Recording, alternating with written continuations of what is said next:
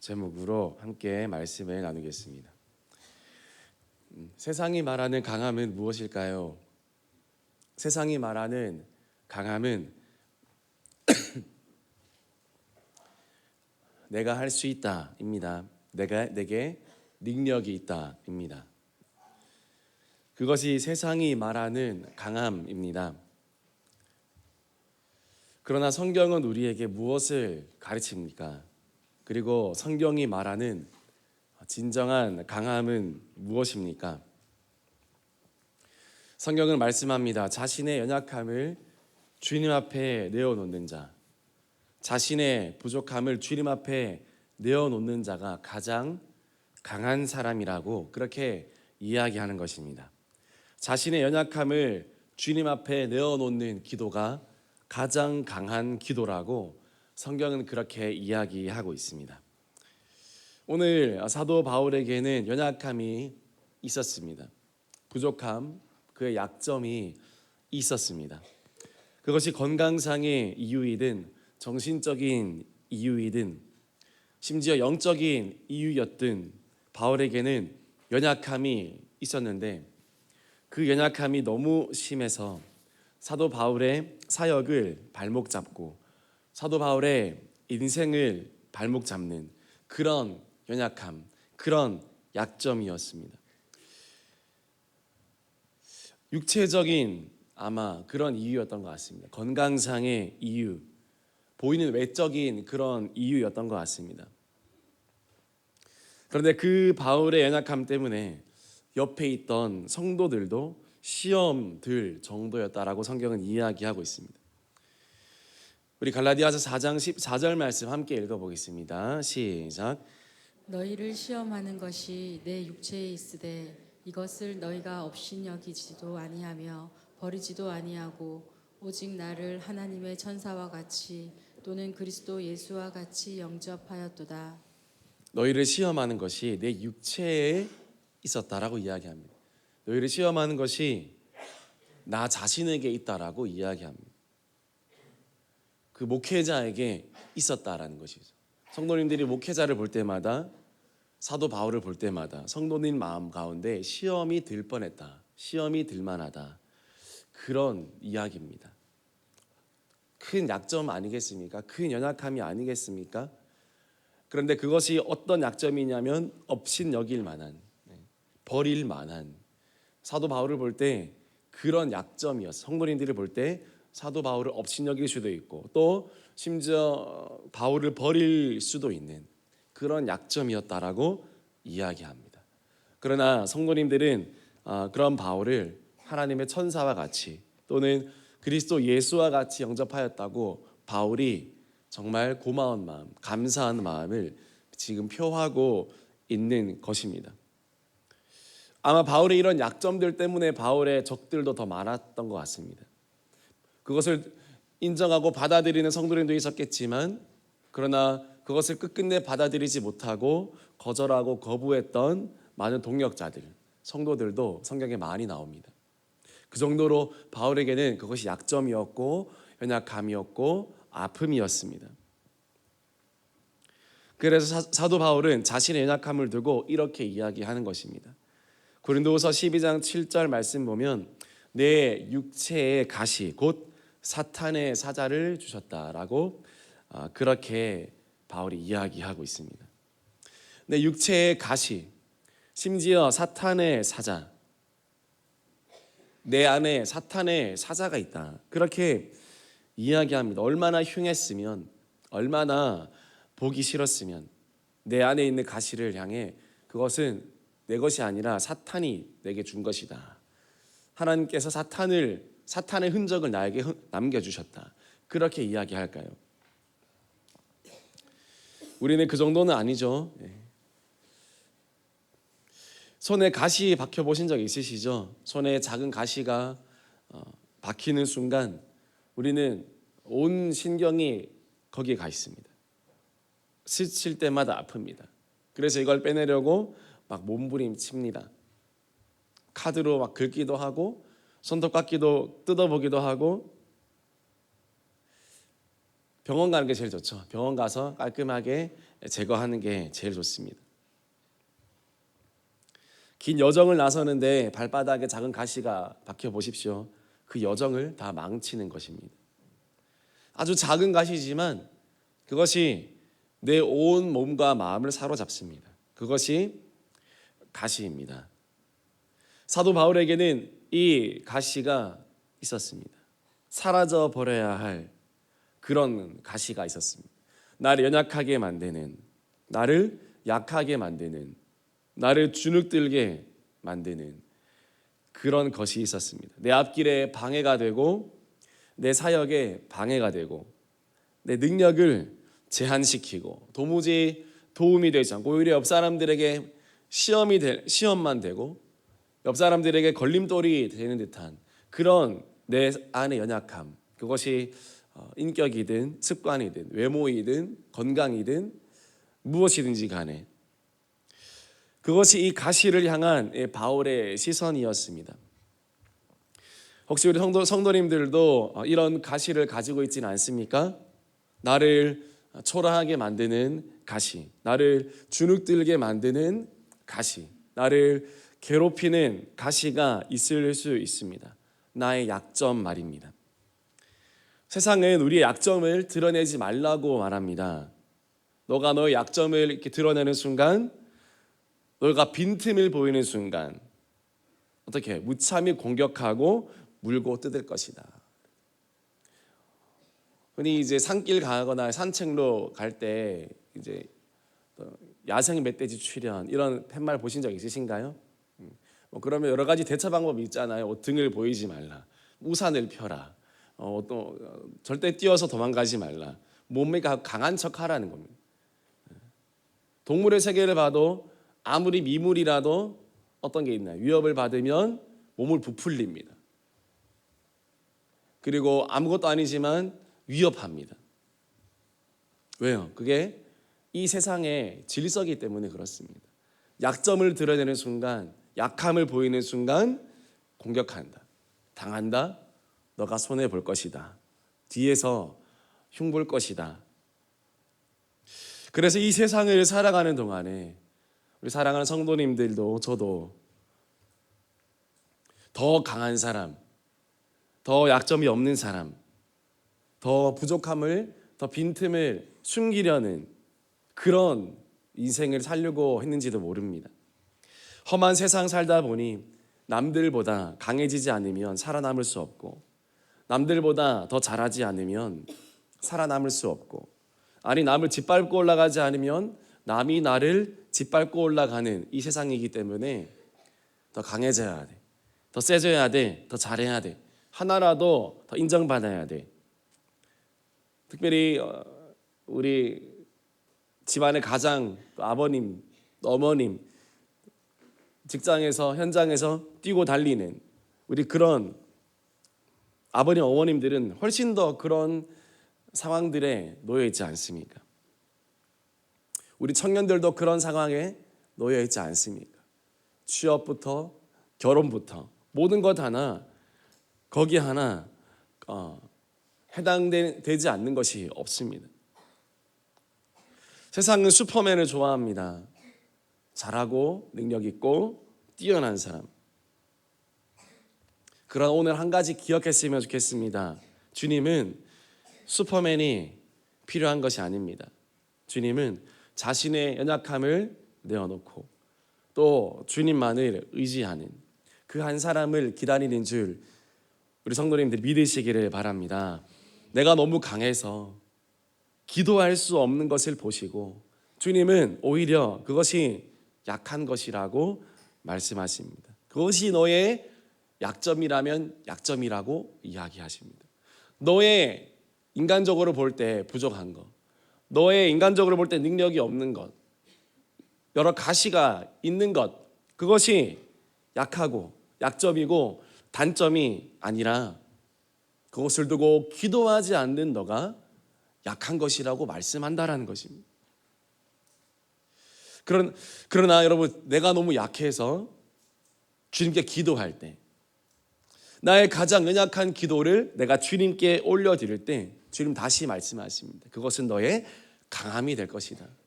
너의 약함을 두고 그것을 그대로 두지 않고 나를 향해 가지고 올 때, 그의 약함을 가지고 주님 앞에 내어놓을 때 그것이 너의 강함이 될 것이다. 주님은 그렇게 말씀하십니다. 우리 고린도후서 12장 9절 말씀 함께 읽어보겠습니다. 시작. 나에게 이르시기를 내 은혜가 내게 족하도다. 이는 내 능력이 약한 데서 온전하여짐이라 하신지라. 그러므로 도리어 크게 기뻐함으로 나의 여러 약한 것들에 대하여 자랑하리니 이는 그리스도의 능력이 내게 머물게 하려 함이라. 아멘. 자신의 약점과 자신의 약함이 떠나가게 해달라고 기도했던 이 바울의 기도가 이제 바뀌었습니다. 어떤 기도로 바뀌었나요? 자신의 약점과 약함을 자랑하는 기도로 바뀌었습니다. 사랑하는 성도님들, 오늘 하루 한번 여러분의 약함을 표현해 보십시오. 여러분의 약점을 한번 드러내 보십시오. 이때까지 숨기고 살았다면 동료에게도 또는 가족에게도 또는 주변의 사람들에게도 나의 약점을 포장된 그럴듯한 말로 항상 나를 감추었고 또 피하고 눈치 보고 그런 왜 여러분 약점 때문에 그런 것들이 있다면 여러분의 가까운 사람에게 한번 드러내 보십시오. 나는 사실 이런 게 약점이야. 나를 위해서 기도해 주세요. 세상은 그렇게 이야기하면 얕봅니다. 업신여깁니다. 무시합니다. 뒤에서 가서 낱말합니다. 그러나 하나님은 그렇지 않습니다. 세상은 그것을 거부하죠. 여러분 취업 준비한 이력서를 쓸 때 자신의 약함과 자신의 약점을 쭉 정리해서 이력서를 쓰는 분이 계십니까? 면접관님, 저는 이거를 못하고 저는 저거는 더 못합니다. 저는 할 수 있는 게 없는데요.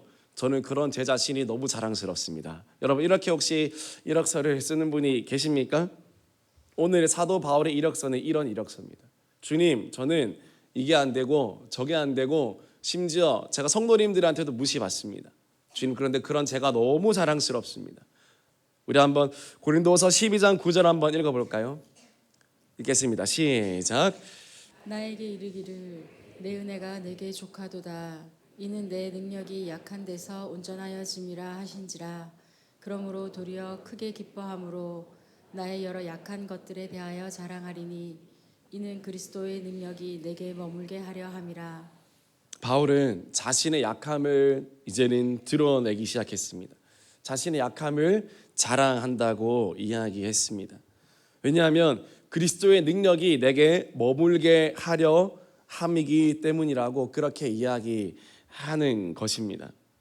오늘 이 시간에 하나님 앞에 여러분의 가장 연약한 기도를 드려보시지 않겠습니까? 가장 연약한 기도를 드릴 그때가 주님 보시기에 곧 가장 강한 때인 줄 믿으시기를 바랍니다.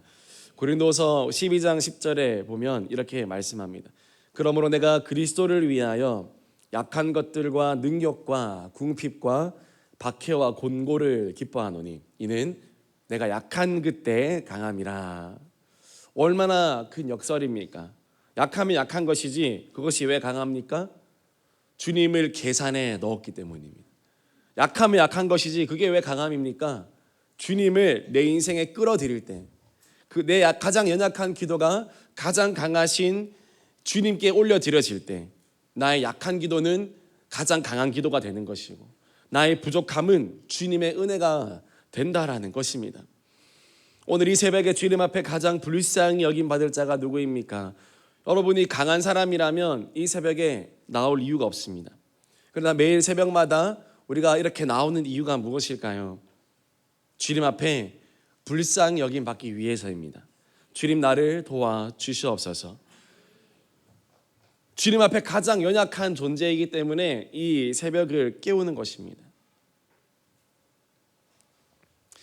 오늘 그분이 주님 앞에 가장 연약한 기도를 드릴 수 있는 그분이 오늘 주님 앞에 의롭다함을 얻고 돌아가게 될 줄 믿습니다. 오늘 그분에게 주님의 능력이 머무르게 될 줄 믿습니다. 주님, 나는 못합니다. 주님, 도와주세요. 주님, 제가 겸손해서 제가 겸양이 많아서 주님께 드리는 말이 아니라 주님, 저 정말 못합니다. 저 정말 부족합니다. 저 정말 안 됩니다. 주님 도와주세요. 기도할 수 있기를 주님의 이름으로 축복합니다. 우리 사랑하는 학생들은 여러분의 학업을 두고 기도해야 될 것입니다. 학업을 두고 울며 기도해야 됩니다. 공부를 못하는 것은 죄가 아닙니다. 그러나 그 못하는 공부를 두고 울면서 기도하지 않는 것은 그것은 죄가 됩니다. 주님께 도움을 간절하게 구하지 않는 것, 기도하지 않고 행하는 모든 것은 다 죄가 된다라고 이야기했습니다. 우리 사랑하는 학생들, 여러분 공부를 못한다고 해서 거기에 대해서 하나님이 나무라는 것이 아닙니다. 그러나 그것을 두고 기도하지 않는다면 그것은 하나님 앞에 큰 책망거리가 되는 것입니다. 여러분 또 있습니다. 기도는 하지 않고 예배는 드리지 않고 은혜는 받지 않으면서 공부만 더 열심히 하는 것은 더 큰 죄가 됩니다. 누구를 위한 공부입니까? 우리 사랑하는 학생들을 목적을 분명히 하기를 바랍니다. 누구를 위해서 공부합니까? 여러분 자신을 위해서 공부하는 것이 아니라 주님의 나라와 주님의 교회와 주님의 영광을 위해서 공부할 수 있기를 주님의 이름으로 축복합니다. 다시 본문으로 돌아가서요. 자신의 가시를 위해서 기도하십시오. 가시가 사라지게 해달라고 기도하는 것은 잘못된 것은 아닙니다. 여러분 가시가 사라지기 위해서 기도하십시오. 목사님 아까는 가시를 두고 가시 있으면 좋다고 했으면서 왜 또 가시를 두고 기도하라고 하시냐고 이렇게 헷갈리는 분 계실 텐데, 가시를 바울도 기도했습니다. 가시를 사라지게 해달라고 기도했습니다. 체념하는 것은 좋은 것이 아닙니다. 사랑하는 성도님들, 나는 원래 그런 사람이었어, 이건 나쁜 것입니다.